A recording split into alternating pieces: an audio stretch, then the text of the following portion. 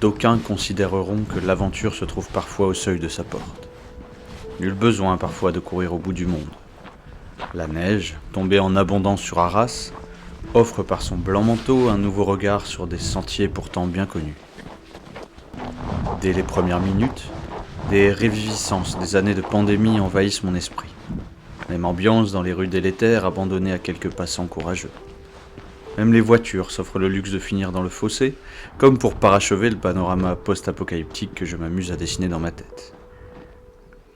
Mes pieds foulent en effet à nouveau un sentier que je connais bien, celui qui me glissait telle une ombre en dehors de la ville au temps des quarantaines et des confinements. Un chemin confidentiel, un passage sous un pont, et me voilà sorti de la ville pour rejoindre ma rivière, la Scarpe sauvage. Quand je la contemple, je ne peux m'empêcher d'éprouver un brin de mélancolie. Je pense à cette eau joyeuse et fraîche qui atteindra inexorablement les bords d'Arras avant d'être canalisée et souillée par la crasse des hommes. En remontant son cours, j'observe ses nouveaux attraits.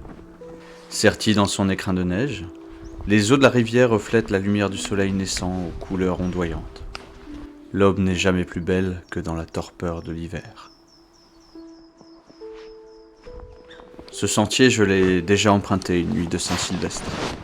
J'y ai marché seul, sans lumière, dans le noir, parmi les ombres, cherchant le renouveau dans la nouvelle année. Y repenser me fait prendre conscience du contraste saisissant qui s'offre à moi aujourd'hui. Des ténèbres de ma marche nocturne s'oppose désormais la clarté cristalline des plaines enneigées qui brûlent les rétines. Ce coup-ci, aucune obscurité enveloppante, aucun recoin épargné par cette lumière aveuglante, omnisciente. J'avance à découvert, me recouvrant de neige, m'abreuvant aux sources fraîches qui revigorent le corps.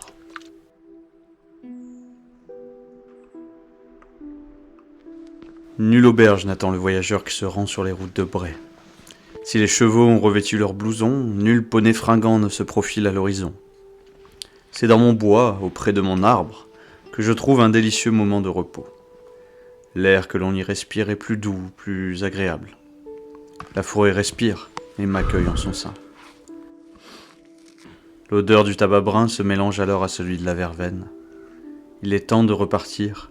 Le froid caresse doucement, mais inexorablement, le bout de mes pieds dans mes chaussures détrempées. Les frimas de l'hiver m'envahissent petit à petit. Mais le corps du randonneur accepte, avec une fraîcheur bienvenue, cet effleurement glacial. La caméra, elle, l'accepte beaucoup moins, et la batterie rend l'âme alors que je traverse le cimetière anglais au milieu des tombes glacées de ces soldats disparus dans la fleur de l'âge. Bientôt mes pas me mènent à l'abbaye en ruine qui ferait frémir les peintres romantiques dans son apparat gelé. Les empreintes disparates de pas dans la neige au pied de l'abbaye indiquent la présence de quelques créatures éthérées qui errent parmi les tombes. Nul doute que dans ce froid sépulcral rôde une veuve éplorée, attendant en haut de sa tour le retour de l'être aimé. Alors que je m'apprête à rentrer par la route des champs, immense désert de glace, je remarque que la neige est encore à cet endroit immaculé, où tout du moins aucune empreinte humaine ne semble l'avoir foulée. Je m'enfonce, parfois jusqu'aux genoux, au milieu des congères, dans les ravines et les fossés des paysans.